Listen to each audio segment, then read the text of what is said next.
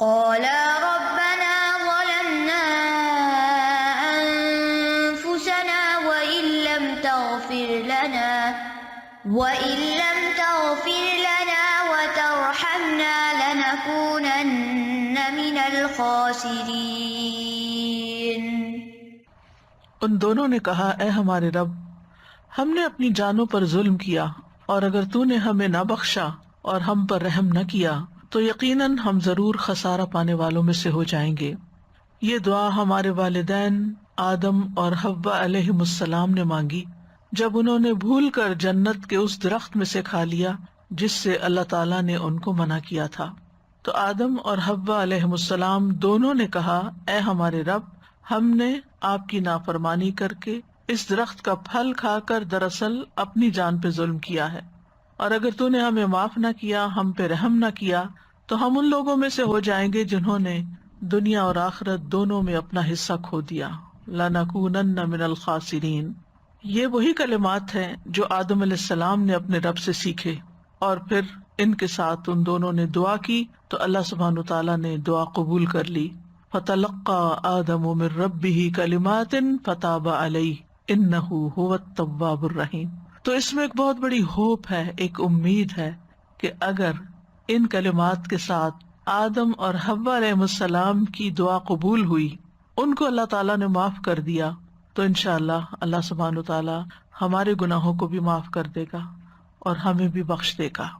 تو قالا، دونوں نے کہا ربنا، اے ہمارے رب، ظلمنا انفسنا، ہم نے اپنی جانوں پر ظلم کیا۔ جب انسان اللہ تعالیٰ کی نافرمانی کرتا ہے، اللہ تعالیٰ کے حکم کی مخالفت کرتا ہے، تو اللہ سبحانہ تعالیٰ کو کوئی نقصان نہیں پہنچتا، اس کا کچھ نہیں جاتا، اس کی بادشاہت، اس کی ملکیت، اس کی قدرت سب اپنی جگہ رہتی ہے، اس کو کسی قسم کا کوئی نقصان نہیں پہنچتا۔ نقصان پہنچتا ہے تو خود انسان کو پہنچتا ہے، گناہ کرنے والے کو پہنچتا ہے۔ لہذا جب انسان اللہ سبحانہ تعالیٰ کی کوئی بات نہیں مانتا یا اللہ کے حکم کی نافرمانی کر کے مخالفت کرتا ہے تو دراصل اپنی جان پر ظلم کرتا ہے۔ ظلم کا مطلب ہوتا ہے کسی چیز کو اس کے خاص مقام پر جو اس کے لیے ہے وہاں نہ رکھنا، خواہ کمی یا زیادتی کر کے یا اس کے صحیح وقت یا اصلی جگہ سے اس کو ہٹا دینا، یہ ظلم ہوتا ہے۔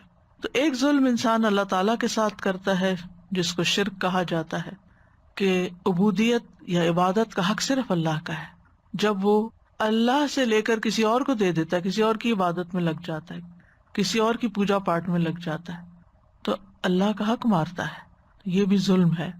دوسری قسم کا ظلم وہ ہے جو انسان دوسرے انسان پہ کرتا ہے جب اس کو اس کا حق نہیں دیتا۔ پھر اسی طرح تیسری قسم کا ظلم وہ ہے جو انسان خود اپنی ہی جان پہ کرتا ہے، جیسے قرآن مجید میں آتا ہے فَمِنْهُمْ ظَالِمٌ لِنَفْسِهِ، تو ان میں سے کچھ وہ ہیں جو اپنے آپ پر ظلم کرتے ہیں۔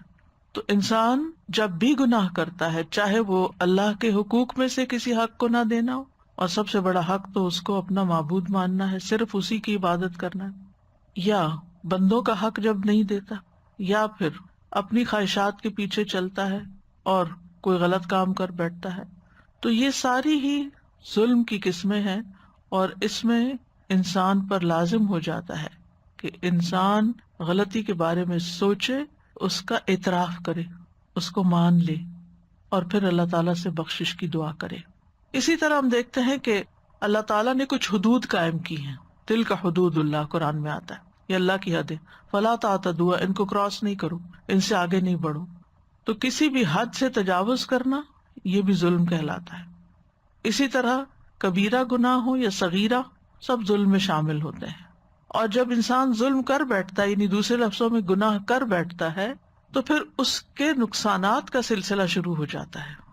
قرآن مجید میں اللہ تعالیٰ فرماتا ہے واللہ لا يهدي القوم الظالمین، اللہ ظالم لوگوں کو ہدایت نہیں دیتا، یعنی وہ اللہ کی ہدایت سے محروم ہو جاتے ہیں، وہ اللہ کی محبت سے محروم ہو جاتے ہیں۔ واللہ لا يحب الظالمین، وہ کامیابی سے محروم ہو جاتے ہیں۔ انہ لا یفلح الظالمون، یقیناً ظالم فلاح نہیں پا سکتے۔ ظالموں سے اللہ کا کوئی وعدہ نہیں کہ وہ انہیں بخشے گا یا نہیں۔ لا ینال عہد الظالمین۔ تو ظلم جو ہے، یا دوسرے لفظوں میں گناہ جو ہے، یہ دراصل انسان کو خود ہی نقصان دیتا ہے۔ اس لیے جتنا جلد ہو انسان اپنے آپ کو اللہ سے توبہ کر کے اصلاح کی طرف لے جائے. اسی دعا میں آ گیا تھا وَإِن لَّمْ تَغْفِرْ لَنَا وَتَرْحَمْنَا، اگر تو نے ہمیں بخشا نہیں اور ہم پہ رحم نہیں فرمایا، لَنَكُونَنَّ مِنَ الْخَاسِرِينَ، یعنی اگر تو نے ہمارے پچھلے گناہ معاف نہ کیے اور تو نے ہماری اس توبہ کو قبول کر کے ہم پہ رحم نہ فرمایا، ہماری اس تکلیف کو دور نہ کیا، یعنی مغفرت یعنی ہمارے گناہ کو معاف کر کے ہماری اس گلٹ اور جو اندر ایک تکلیف ہوتی ہے اس کو دور نہ کیا، اور رحمت کا مطلب ہے ہم پر خیر و برکت نازل نہ کی، تو ہم خسارے میں پڑ جائیں گے. یہاں آپ دیکھیں مغفرت پہلے اور رحمت بعد میں. رحمت اس پہ آتی ہے جس کی بخشش ہو جائے. تو خاسرین وہ ہوتے ہیں جو دنیا میں بھی طرح طرح کے نقصان اٹھاتے ہیں اور آخرت میں بھی. لیکن اللہ تعالیٰ نے جب آدم علیہ السلام کی توبہ قبول کر لی تو اللہ تعالیٰ نے ان کو پھر چن لیا. ثم اجتباہ ربہ فتاب علیہ وہدی، پھر اس کے رب نے اسے چن لیا، اس پر مہربان ہوا اور اس کی رہنمائی کی. تو اس سے یہ پتہ چلتا ہے کہ گناہ اندھیرے ہیں، ظلم اندھیرا ہے، اور اس اندھیرے میں انسان کو پھر سیدھی راہ نہیں ملتی. انسان کو یہ پتہ نہیں چلتا کہ اس کو کس طرف جانا چاہیے، کیونکہ وہ گناہ کی آندھیوں میں گم ہو جاتا ہے. تو اس لیے پھر انسان ایسے کام نہیں کر پاتا کہ جو اس کی کامیابی کا ذریعہ بنے. تو اس آیت سے یہ پتہ چلتا ہے کہ گناہ کا اعتراف اور استغفار کرنا توبہ کی شرائط میں شامل ہے. یعنی پہلے آپ اقرار کریں کہ ہاں آپ نے غلطی کی ہے. پھر یہ کہ گناہوں کی نحوست بھی ہوتی ہے. گناہ ہی ابلیس کو اللہ کی رحمت سے دور کرنے کا سبب بنا اور آدم علیہ السلام کو جنت سے نکالنے کا سبب بنا. عام طور پر گناہوں کی تقسیم کی جاتی کبیرہ اور صغیرہ، لیکن ہیں دونوں ہی اللہ کی نافرمانی کے کام. کوئی چھوٹا ہے کوئی بڑا ہے. چھوٹے گناہ بھی قابل مواخذہ ہوتے ہیں اور چھوٹے گناہ مل کے جمع ہو کے بہت بڑے بھی بن جاتے ہیں. پھر اس آیت سے یہ بھی پتہ چلتا ہے کہ اللہ سچے لوگوں کی توبہ قبول کرتا ہے، جو توبہ کرنے میں جلدی کرتے ہیں اور اپنی غلطی کا اعتراف کر لیتے ہیں. جیسے ہم دیکھتے ہیں یونس علیہ السلام جب مچھلی کے پیٹ میں گئے تو انہوں نے یہ نہیں کہا کہ میں تو ایک نبی تھا اور میں تو اتنے نیک کام کر رہا تھا، پھر میرے ساتھ یہ کیوں ہو گیا. عام طور پر اگر ہم میں سے کسی پر کوئی مشکل آئے تو ہم اپنی صرف نیکیاں یاد کرتے ہیں کہ میں تو اتنی نمازیں بھی پڑھتا تھا، نفل بھی پڑھتا تھا، صدقہ خیرات بھی کرتا تھا، یہ بھی، پھر میرے ساتھ ایسا کیوں ہوا، اور ہم اپنی غلطیاں بھول جاتے ہیں. جبکہ اللہ کے نبی یونس علیہ السلام کا اسوہ حسنہ ہمیں کیا بتاتا ہے کہ وہاں پہنچ کر انہوں نے اپنی سابقہ نیکیوں کو یاد نہیں کیا بلکہ اپنی غلطی کا اعتراف کیا کہ غلطی تو میری اپنی ہے، جس کی وجہ سے میں یہاں پہنچا ہوں، جس کی وجہ سے میرے ساتھ یہ ہوا ہے.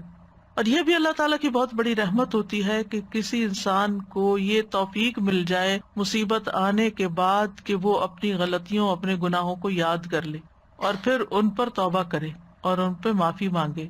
اور بعض اوقات تو امتحان بھی اللہ کی محبت کا نتیجہ ہوتا ہے. یعنی اللہ سبحانہ وتعالیٰ بندے کو طرح طرح سے ہدایت دیتا ہے کہ وہ سیدھے راستے پہ آئے، لیکن وہ آ کے دیتا نہیں. پھر اللہ تعالیٰ اس کو کسی نہ کسی طرح آزماتا ہے کہ شاید اب یہ پلٹ ہے، شاید اب یہ میری طرف رجوع کر لے. ایک مشکل میں نہیں کرتا، دوسری ڈال دیتا، دوسری سے نکلتے تیسری میں ڈال دیتا ہے تاکہ یہ اللہ کی طرف پلٹے. تو کچھ لوگ تو سنبھل جاتے ہیں، پلٹ آتے ہیں، اور کچھ لوگ اور زیادہ بگڑ جاتے ہیں. ہم نے کیا ہی کیا ہے، دوسروں کو بلیم کرتے رہتے ہیں کہ ان کی وجہ سے یہ ہوا میرے ساتھ. میں تو لوگوں کو سمجھا رہا تھا، قوم ہی نہیں مان رہی تھی اس لیے میں نکل آیا. وہ جسٹیفائی کرتے تو کر لیتے، لیکن اس کا فائدہ کیا ہوتا؟ وہ تو اللہ تعالیٰ کو قبول نہیں تھی، کیونکہ اللہ کا حکم نہیں آیا تھا کہ آپ اس بستی کو چھوڑیں. لہٰذا انہوں نے کیا کیا؟ لا الہ الا انت سبحانک، اللہ تو پاک ہے، تیری کوئی غلطی نہیں، تو ہر عیب سے پاک ہے، غلطی تو میری تھی. انی کنت من الظالمین، میں نے غلط کیا تھا تو مجھے معاف کر دے. تو اللہ سبحانہ وتعالیٰ نے ان کی دعا قبول کر لی. اس آیت سے بھی یہ بات پتہ چلتی ہے کہ آدم اور حوا نے بھی اعتراف کیا، اور اس آیت سے بھی یہ بات پتہ چلتی ہے. اور اسی طرح اور پیغمبروں کی دعاؤں میں بھی آتا ہے. تو اللہ کے نیک بندے وہ ہوتے ہیں جو اپنی نیکیوں سے زیادہ اپنے گناہوں کی طرف نظر رکھتے ہیں، اور نیکیوں کا پرچار کرنے کی بجائے اور ان کے اوپر تکبر کرنے کی بجائے وہ اپنے گناہوں کے بارے میں سوچ کے پشیمان ہوتے ہیں اور اللہ سبحانہ وتعالیٰ کی طرف رجوع کرتے ہیں.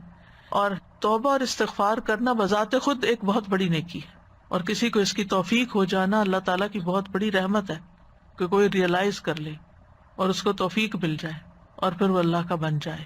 آپ دیکھیں کہ ابلیس نے اللہ کی نافرمانی جان بوجھ کے کی، لیکن جب اس سے باز پرس ہوئی کہ تم نے ایسا کیوں کیا تو اس نے اعتراف کی بجائے تکبر کیا اور اکڑ بیٹھا. آدم علیہ السلام سے بھول ہوئی تھی، جان کے نہیں انہوں نے کیا، بھول گئے تھے، لیکن جب انہیں پتا چلا کہ اللہ تعالیٰ ناراض ہے تو انہوں نے اپنی غلطی کا اعتراف کر لیا۔ ابلیس نے اپنی غلطی اور اپنی گمراہی اور نافرمانی کی ذمہ داری اللہ پہ ڈال دی۔ آدم علیہ السلام نے وہ ذمہ داری قبول کر لی کہ آئی واز رانگ۔ نتیجہ کیا نکلا؟ ابلیس ہمیشہ کے لیے ملعون قرار پایا، جبکہ آدم علیہ السلام چن لیے گئے، بارگاہ الہی میں مقرب ہو گئے، نبوت عطا ہوئی۔ تو ابلیس کو اس کی خود پسندی نے تباہ کیا اور آدم علیہ السلام کو ان کے اعتراف گناہ نے کامیاب کر دیا، کیونکہ اس نے کہا تھا نا انا خیر منہ، اور انہوں نے کہا تھا کہ ربنا ظلمنا انفسنا۔